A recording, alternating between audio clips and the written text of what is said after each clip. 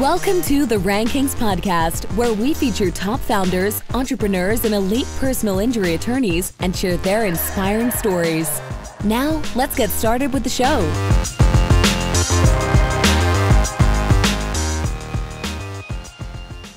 Chris Stryer here. I am the president and founder of Rankings.io. You're listening to the Rankings Podcast, where I feature top business owners, entrepreneurs, and elite personal injury attorneys. Before we get started, this episode is brought to you by Rankings.io. We help elite personal injury firms dominate first page rankings. I am extremely excited because I have Brent Sibley, the founder of Sibley Law and co-founder of Sibley Dolman Accident Injury Lawyers. Sibley Dolman Accident Injury Lawyers has multiple offices across Southeast Florida and are continuing to expand. Brent has handled numerous high-stakes litigation matters, including many settlements in the seven figures. Brent is an elite personal injury attorney, and I'm excited to have him on the show. Welcome, Brent. Wow, that makes me sound so official. I love it. Thanks, Chris. Yeah, you're welcome. So, one of the first things I want to dig right into, because I know you personally and because I follow you on Instagram, is I want to get right into my first question is, what's a few of your daily rituals that you find most important, in particular your morning routine? Yeah, man, my morning routine is everything. And I'm very adamant about sharing it in my stories. Like, I started really using the stories about a year ago. And I really incorporate that. And I've experimented with making it part of my, trying to turn it into a blog. But to answer your question, the morning routine is very structured. It's, I play with the wake up time a little bit. It varies from 4 to 5. So when I'm in a good zone with our new baby that we have, he goes to sleep at 7. So I get to bed pretty early. And if I do get to bed early, I'll try and wake up at 4. I go downstairs, which if you follow me on Instagram, you see this like every morning. I go downstairs, I kind of do 1 or 2 posts. I talk to my Instagram, I make my coffee, and I start reading my book. Depending on, where I'm at in terms of how backlogged I am on email, I do a little email. Obviously get somewhere between an hour to 2 hours of quiet, just no interruptions time, which is the holy grail for, focus, clarity of mind and everything. And then I go to the gym every day, certainly every weekday. And then I go to the gym and I get a full hour and a little bit there. And then I'm home. I can see my baby around 7:30, get a half an hour to an hour with the baby and the wife. And then I'm here in the office again, somewhere between 8 to 8:30. And after that morning, it's just impossible to have a bad day. I mean, you just crush the whole day. I mean, everything just happens, honestly, just like automatically. Nothing can go wrong once you execute a morning like that. That's the way I see it. And it keeps you honest. I don't drink any alcohol anymore just because my morning routine is so sacred to me that I don't want to F it up at all by sleeping in or being groggy. I don't have anything against alcohol. I do think it's terrible, but I'll have a drink here and there on the weekends or weddings and stuff. But I recently lost a ton of weight too. So long-winded answer, but that's my morning routine and a little bit on why it's so important to me and the way I operate. Yeah, thanks, Brent. So guys, Brent is getting up at 4 or 5 in the morning. He's putting in the work, answering emails, getting his meditation in, eating healthy, going to the gym. And this is all before he starts his day. So he's already got this incredible momentum, clarity, focus to just hit the day, running. It's really exciting. It really sounds like a lot of your morning routine is similar, like Hal Elrod's kind of structure in that Miracle Morning book that he's got. I think I have that book on my list to read, but I haven't read it. But we saw him. I think we were together. We saw him at the CRISP Video Summit last year. It was either last year or the year before, and he seems like a good dude. But yeah, man. I mean, in the hectic environment that we live in, if you don't have a morning routine like mine, you basically are never going to have any solitude. And everybody's different, but for me, solitude is very important. I don't need to be isolated all day in a cave like a hermit, but a little bit of solitude is critical, mission critical for developing the big picture, seeing clearly, just having that time. And when I first I've experimented with this routine like over the last 10 years, basically since I was an adult, I experimented with it. Even when I was a single bachelor, I experimented with it. And it's just crazy important to have some time by yourself. Like, you know, I mean, the business and the way we live now is the cell phone is always going off. I mean, it's nonstop. And, you know, I'm able to put it down when I'm with my wife for dinner and with the family, but, you know, as soon as I'm done with whatever I'm doing, I'm right back to the phone. And, you know, rarely do you get extended periods of time where you could literally I just sometimes just put my phone in the corner in the mornings and I just let it charge because I'm just charging it anyway. And I get 1.5 hours where I can't even do anything if I wanted to. Like, it's rude. It's almost considered rude to text people, email people. I still like to email people. I like to just demoralize people by sending them emails at 4:01 a.m. I'm not going to lie, but there's no compulsion at all. There's no compulsion at all that there's any FOMO or anything like that. You just know that you have complete peace, you know, and it allows you to get to a mental place that you just can't get to during, you know, it's very similar to like when you have like, as an attorney, you might have like a really important document, like an appeal that you need to write or a big brief that you need to write. And I've talked to a lot of lawyers in my business. It's almost just impossible to do those kinds of tasks during business hours. You just know that if the only time you're going to write that appeal or that brief is going to be on a Saturday or a Sunday, where you just don't have anybody that you owe an obligation to in the entire world to get back to them, and you can just turn everything off and do that deep work, which is a book called by Cal Newport that I read a while back. And it's a big topic now. It's becoming very trendy, but for good reason. Yeah, absolutely. I mean, I respect the focus. I mean, that's incredible. And the consistency, just you're doing this every single day to set you apart from every other individual. I mean, you get so much work in the morning. It's just incredible. So kind of changing the topic a little bit, let's talk about the firm. Let's talk about the business. So, you know, how did you get started? How did Sibley Law start? Like, what's your founding? Yeah, I mean, so I'm pretty classic with the entrepreneurial blood. Like in 9th or 10th grade, I was 12, 10, 11, 12, 13, whatever. I started, you know, I mean, I guess the people that listen to this podcast are probably in the older, so they'll remember this time. But this was a time where landlines were still pervasive. You still have to use dial-up internet, and Napster had just become a thing, and we were able to get an account or whatever it was, and I was burning CDs illegally, you know, no shame, burning CDs illegally from Napster and selling them for $10, making mixtapes.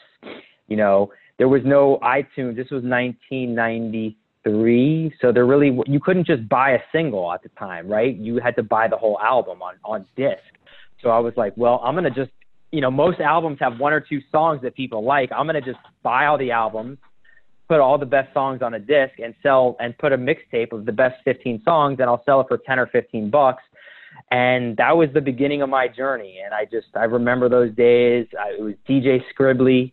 People still apparently have some of the original discs from back then. Now, I guess it's almost 30 years ago, which is pretty crazy. And that was the beginning of my entrepreneurial journey. So I was always, ever since then, it's been this or that, or, you know, buying and selling watches, just entrepreneurial stuff through and through.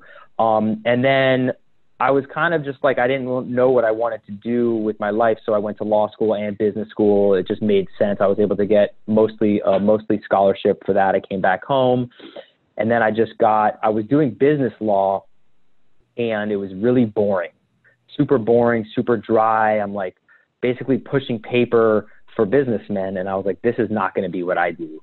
So I was like, at that point, I was like, I guess I'm probably not going to practice law because it's just boring.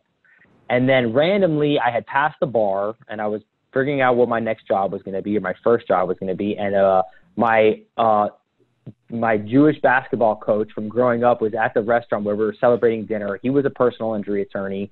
He's like, well, you know, I just fired this guy, the junior attorney. I need someone new. You know, personal injury is very exciting. Don't be so distraught about the fact that your last job was really boring. Come to my office tomorrow. We'll talk. I went to his office the next morning. He started showing me how it works in the PI game, in the industry, and I really loved it. I loved that there was no hourly billing. I loved that you just have the clients, you evaluate each case. It's like kind of like the perfect thing for me as like a deal junkie, always looking for like a case or a deal to kind of just attack.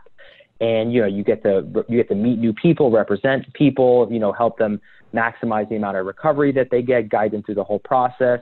So then that's how I just fell in love with it. I started going to court and doing demand letters and the whole nine. That same day he hired me, and he's like, there's your office, go to work. So I started working for him.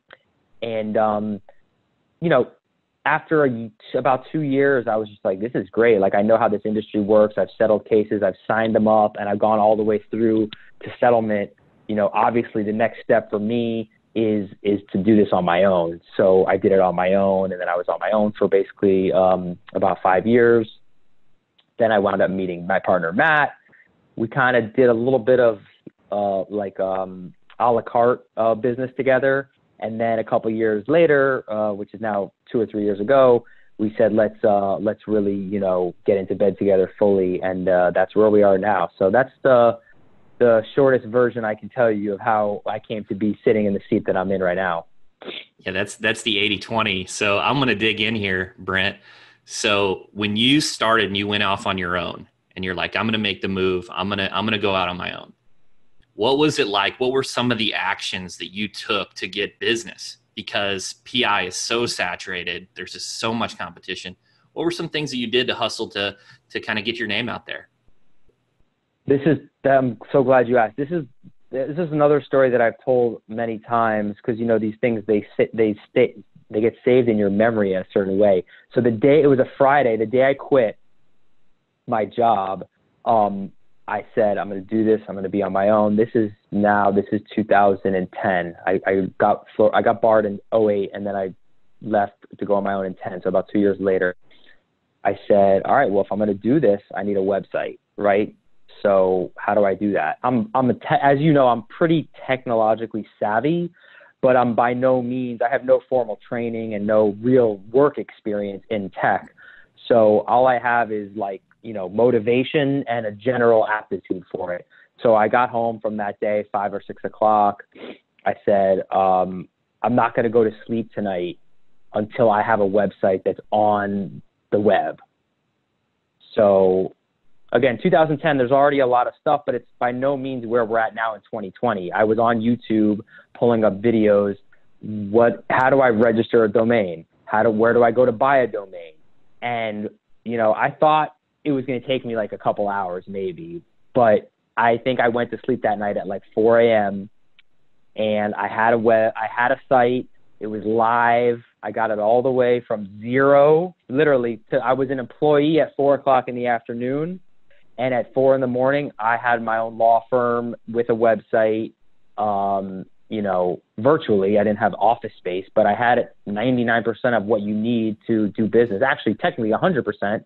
And I just, I had my firm. I had my website. It was obviously terrible looking, but doesn't matter. It was there. People could see me. It had the validation. And when I left the firm, my boss basically was like, these you can, I don't want these cases, these small little cases anyway that you've been working on. So just take these. It was a win-win because he didn't have anybody in his office that really this guy did really big cases. So my job was pretty much to do all the cases that were too small for him to even be annoyed with. So it just worked. He's like, just take these cases. I don't want to deal with them. So I got to keep the small cases that I had.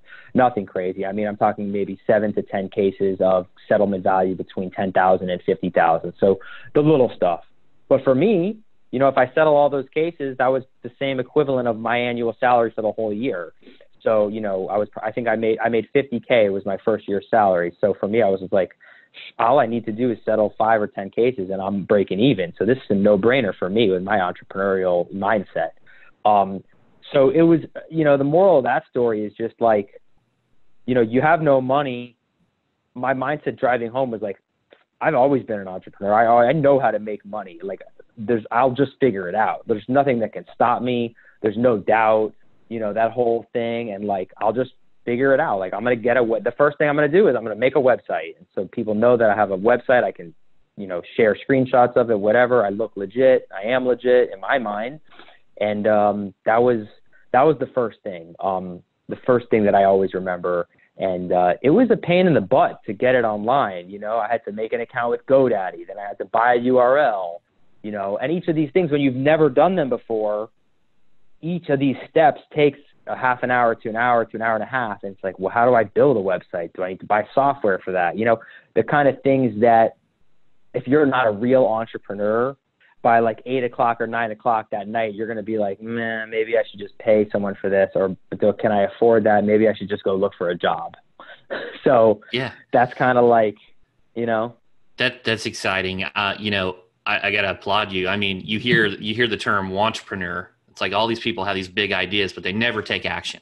And you took action. So what's the saying? You can get it done, then get it right. Like, you had the website, right? Now you can improve it. Right. Now you can go from there. So I love that. So let's take it to the next level. You're getting business, you're accelerating. What was one of the biggest turning points in your company to kind of take it to that next level? Maybe that 7-figure level. What was kind of going on there? So, perfect question. It was about, I went on my own in 2010, just grinding, and I was doing PI cases, but I was also doing non-PI cases, because when you're that young and that hungry, you don't want to say no to anything, which can be a good and a bad thing, but eventually you need to start saying no, which is kind of where this story's going. In 2014, 2015, right around there, one of my cases that had come in 2012 or 13 started to really materialize. We found out there was a big insurance policy involved that we didn't know at first. The client wound up getting a spine surgery. The liability was good. Kind of the first case that really where everything fell into place for me, and I had a really good relationship with the client. Been dealing with her directly now for 2 years. This is another important thing. I brought another firm on to try to litigate the case with me, because I knew that in order to get the true big money on cases, you need to have a team, you need to have, recognition within the industry, the insurance companies need to know who you are, or at least somebody on the case that has tried cases. So I worked the case up and I got it into a nice posture where I was able to go to a friend of mine that I went to law school with. Him and his dad had an amazing firm and tried a lot of cases. And I said, look, this is a great case. It's been worked up. The lady's on the verge of getting surgery. Let's work on it together and let's do a 50-50 split. And they were okay with that. Whereas, in another, if I hadn't have worked the case up and I had just referred it out, I would have probably only got a quarter. So the amount of fees that I would get would only be half. So anyway, long story short, put in the work on that case. We pushed that case. The lawyers out there will laugh at this. I went to every calendar call for a year because we had a judge that was very timid and she didn't want to make a lot of forceful decisions. So anytime there was anything that came up, the judge just pushed it down and continued the case. So finally got a good trial setting and we settled the case for not even 7 figures, but close to 7 figures. And I said, okay, I'm still a single guy at this time. I have basically no overhead. I live in a studio apartment and I share office space for like $300 a month. And I think I made $140,000 or whatever it was in my fees on that case. And I said, okay, now I'm officially a PI lawyer. Now I can say no to all the garbage. I shouldn't say garbage, but all the little stuff that was basically a distraction. Oh, can you do a divorce for $2,000 or this litigation for $1,500? I started saying no to everything. Paid somebody to redo my website. Started branding myself as a PI lawyer. And so really the biggest thing for me was, getting to a point where I felt like, okay, now this is what I do. This is what I tell people what I do. This is my brand. This is my website. And I say no to everything else. And this is all I do. So that's kind of the answer of really where I started to get traction in terms of business. That was the point right there. It was around 2014, 2016. That's a great answer. That's a great story. So, this kind of lines up your morning routine, your focus. And, you just picked your niche and you went all in on it. And I applaud you, because so many people want to just take everything. So they say yes, yes, yes. But when you're saying yes to a divorce for $2,000, you're saying no to marketing yourself for a big PI case. So that's amazing. So, as you were growing, as your firm was growing and your personal brand, what were some of the big pitfalls or mistakes that you learned from? What were some of the big challenges that you faced? Yeah. I think it goes along kind of the same topic, like of saying no and being disciplined, but within the practice. So like now, not only did I have to say no, and I have to learn to say no to the other stuff, which for me came relatively easily after a little bit of, there's kind of a weird thing that most people have to, it's saying no is bad. You feel lazy maybe. Some people, they feel like, oh no, why would I say no? But anyway, I got over that pretty quickly. But then I had to apply the same thing within the practice, which is like, oh, I got this lead from this about this case, but it has all these problems, but I want to sign up more cases. I want to do this, blah, blah, blah. So I had to get much more disciplined as we go. And this is something that, I'm a big proponent that there are some things, if not everything, that you just have to learn through experience. And you're not going to, I'm not going to say my buddy just took a case to trial and I was waiting for the result. I was actually there.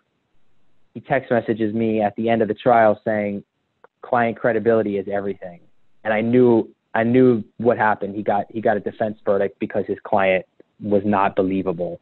And that's what I had to become more disciplined in and realize, like, look, even though a case sounds good, you have to follow your instincts and you have to hone your instincts. And you don't learn these things until you've had a case that sounded great and then it turns out the client was lying to you the whole time. You look back and you say, I should have been. Now I know. When I see those warning signs, I'm going to know that I'm not going to take a case like that. I'm not going to be blinded by, oh, it sounds so good and who cares about this or that? Like, these things about this case sound great, so I'm going to like fall for it. And, like I said, I think you have to fall for it a few times. And then, not to fall for it in the future. You get refined. So that was a big thing, I think, learning how to say no within the industry, getting better, getting more disciplined, and just forming a criteria for what is allowed in your funnel of your life, in your case flow, and what's not allowed. It's pretty much every day is a chance to get simpler and better at refining what's allowed in. Yeah, that's incredible. So, I mean, you've kind of identified those red flags, and now you've been burned in the past by people, that have lied to you. And now you can kind of recognize those and, kind of identify those so you don't take the wrong cases, so. Yep. What are some of your favorite, so I know you're a software guy, I know you're a tools guy.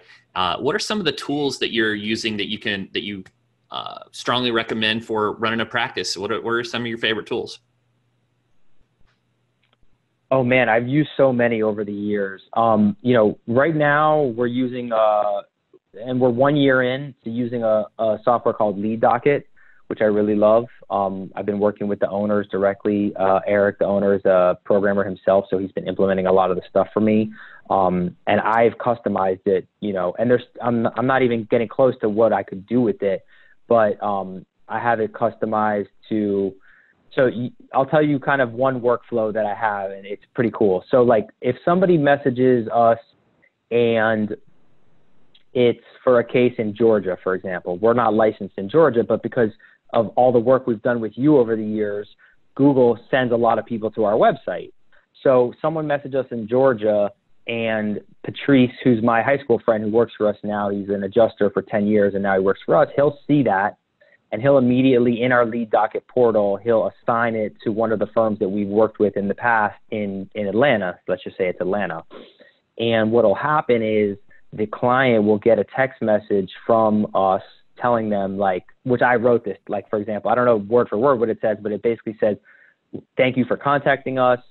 because your case originated outside of where we practice law, we're gonna introduce you to a firm in your area that we've worked with before that's got great results. And it automatically populates, it pulls like a merge field from whoever Patrice assigns, whatever firm he assigns it to, it automatically pulls the name of the firm. It says the whole message. And then also what it does is it puts a link to a YouTube video that I filmed of me specifically introducing myself to the client and saying, I'm basically putting that whole text message into video form so that they get to see my face and they know that we're working on their case. They know we're grateful, and that's been helpful in, the conversion and the human factor there. And actually that YouTube video has gotten a bunch of comments and posts because people, they appreciate it. They get caught off guard. They think they're just messaging like a random law firm for like some quick legal advice about a possible case. Now they get this message. They get a law firm in their area that we know is good, and they get a personal video from me. So that's kind of just like a really cool workflow that, honestly, I set that whole thing up in probably 20 minutes worth of effort, but it's the kind of thing that I never thought about the value of that until I think I set that thing up like 3 months ago. It's one of those things that just hits you during a meditation or in the shower, in the gym. I'm like, wait, I could just film a video and include the link to the video in the text message. And now these people are all going to be able to see me and know who I am and associate the name with my face. And the possibilities are endless, but that's a cool little hack that I used, and it's working well for us. That is an incredible workflow. So I can't tell you how often, first of all, the conversion rates for referrals are very low because, in many cases, because there's like this weird handoff, when you're referring to someone by phone and the other person's got to contact them, but having that text and a video from you is amazing. Not only that, the experience too. So a lot of times, when these firms have great reputations on Google My Business, they have great 5-star reviews and they'll get a 1-star review. Many times it's because they didn't take the case, right? And they referred them out. And the individual didn't have this good experience. So even though they didn't work the case, that person will leave them a 1-star review. So in your case, you're going out of your way to help this individual find, you're helping them. And so they have that experience. They'll remember it. So they may recommend you to, their friends and family in your location. So that's just an incredible workflow. Thank you for sharing that. So I've got. Yeah, for sure. Awesome. I've got one final question.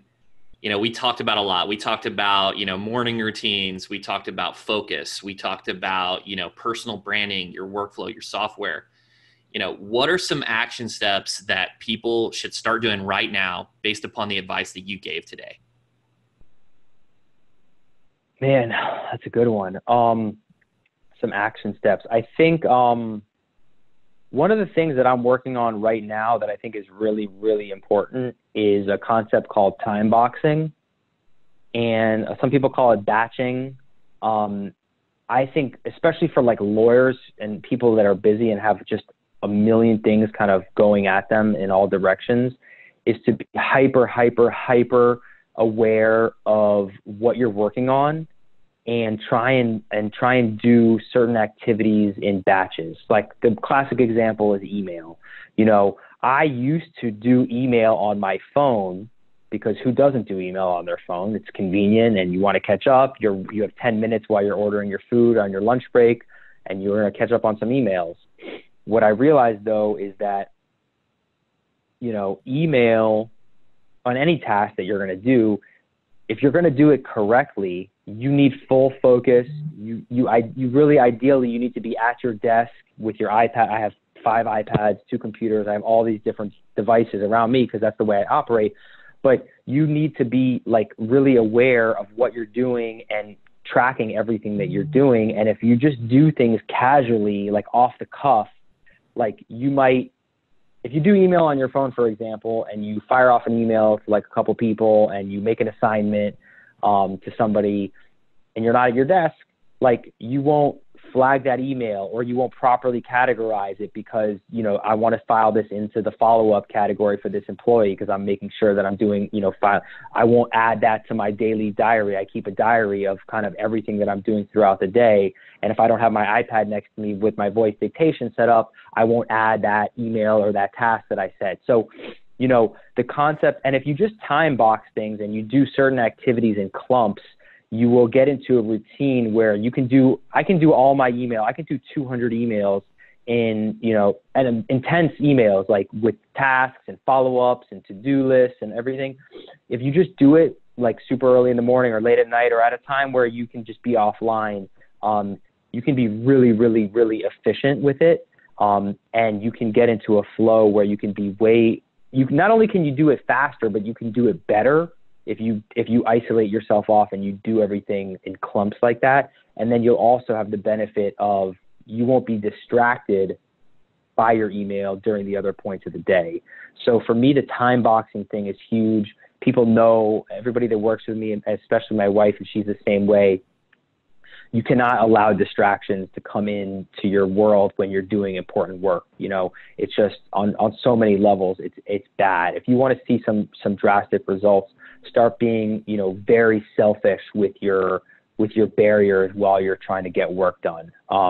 We had a laugh before we started this podcast because we both taped our do not disturb signs on the window. I also did the other thing, which is, I changed the settings. I put my phone into do not disturb mode, but then I also went into the settings and I changed it so that it rejects all calls during do not disturb mode, even when the phone is locked or unlocked. So little things like that, you'll become more aware of as you protect your time. For me, that's a huge thing. I'm also reading a book called Indistractable right now, which is basically the whole point of the book is kind of that topic about how to get better and become more focused and just become more efficient at the tasks. And it actually has a lot of benefits too, in terms of like family time. I've been putting these practices into play with my family time, and my wife's a lot happier because when I'm with her now, I don't feel the urge to check my phone as much because I know that I can't really do a good job if I look at my phone anyway. It's like, what am I going to look at this email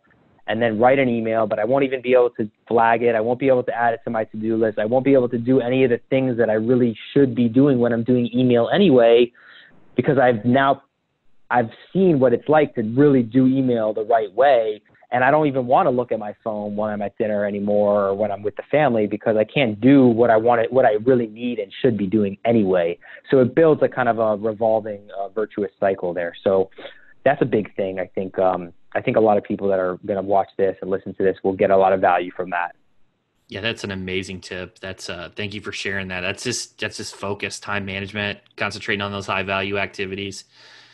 So Brent, thank you so much. Guys, we've been talking to Brent Sibley, the co-founder of Sibley Dolman Accident Injury Lawyers. Brent, where can we learn more about you? So if you like me, best thing you can do is follow me on Instagram. You're probably not surprised that I said that. My Instagram is just at Brent Sibley. Our main URL for people who want to see our legal work on the law side is dolmanlaw.com, dolmanlaw.com.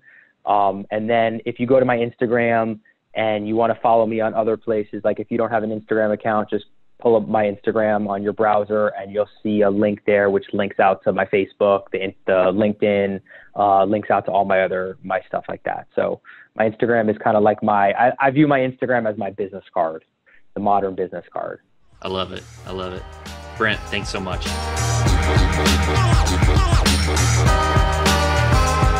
Thanks for listening to the Rankings Podcast. We'll see you again next time, and be sure to click subscribe to get future episodes.